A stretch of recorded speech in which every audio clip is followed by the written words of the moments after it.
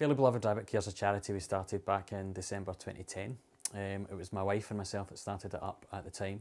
It was primarily because we noticed there was a horrendous problem with unwanted rabbits throughout West Central Scotland, and there was nothing in place at all to cater for it, so we decided to fill that gap. We didn't have any facilities at the time, but what we decided to do was set up a foster care network, so we used volunteers in their own homes to care for the rabbits. I actually prefer the setup we've got. It wasn't originally our intention. We would have preferred to have a rescue home like any other rescue service, but the foster care network allows us to give that kind of unique home setting that we're preparing the rabbits for. So it allows them to ensure that when we are telling people what their behaviour's like, it is likely to be that when they get back home. Whereas in a traditional rescue service where they're part of a big shed perhaps, it's not as easy to identify the behaviours they're likely to exhibit when they get into a home environment. We do two types of events mainly. The first one would be our fundraising events, where we go out to garden centres, to craft fairs and to bigger events like the Highland Show. We bring some rabbits with us and try and raise some money using lucky dips and charity tins. The second type of event we do is what we're calling the Big Hop, where we go around schools and youth groups and we educate the children on proper rabbit care. Again, we bring some rabbits with us to let the children meet them, in the hope that if they do have a pet rabbit or get a pet rabbit, they'll go home and tell their parents how to look after them properly.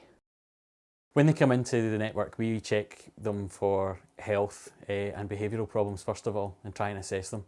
None of us are veterinary trained, so we've got partnerships with over 20 vets throughout the area. We pick vets that are local to each of our foster carers. So after an initial check of them, we'll place them within a foster care home. During that time, we'll socialise the rabbits and provide their day-to-day needs. When I say socialise, what we're looking at is trying to make them ready for a permanent home, get them used to human interaction and get them used to being a family pet. A lot of these rabbits have come from abandoned homes, neglected homes. They're not used to human interaction at all. So it's quite important for us to do the socialisation so that when they go to their permanent home at the end of the process, they're actually going to make a good pet for somebody. The biggest problem with for people when they get rabbits is that a lot of them don't realise that rabbits are highly sociable creatures. They should always be kept in pairs or small groups. It's really important to give them that. It's one of their basic needs. And a lot of people, when they try to put rabbits together for the first time, haven't done the research into what the process would be. The natural process for a rabbit when they first meet is to fight. They want to create a hierarchy, and it's perfectly natural and normal and necessary for them to get through that before they will happily bond together. Once they're bonded, they'll spend 90% of their time in body-to-body contact, they'll groom each other, and there is no way you could ever split them up again. But the process itself is quite scary. So we provide a bonding service to do that for people because we've done a lot of these already. We understand the rabbit's behaviour and we know what to expect. So we can be comfortable about bringing them together in a safe environment and then allow them to go back to their home as a happy bonded pair. At Bunnyville we have a big shed and we facilitate a lot of rabbits.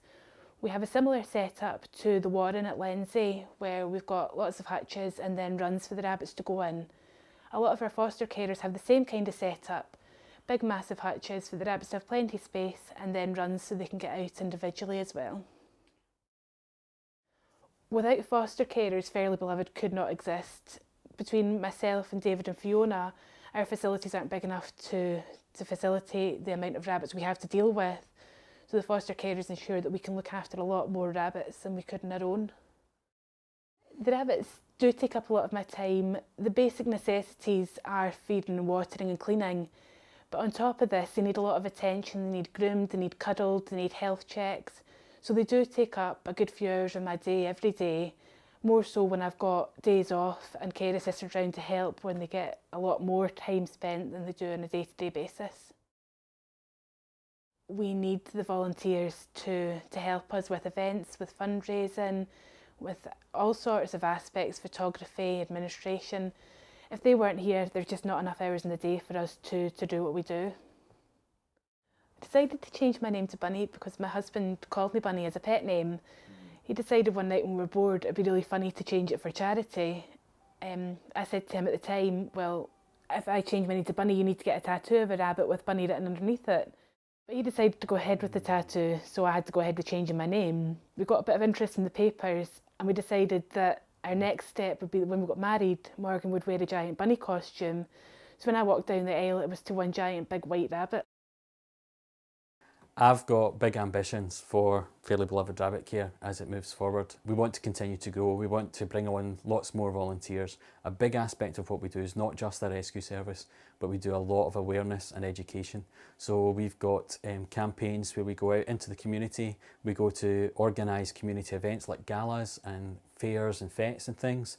And we also try to get into schools, nurseries, community groups, youth groups and so forth, and try and correct people's understanding of rabbits. So rabbits are the third most popular pet in Britain, but because they haven't been given the same level of research as our other pets, they're still the most abandoned, most neglected and most misunderstood pet.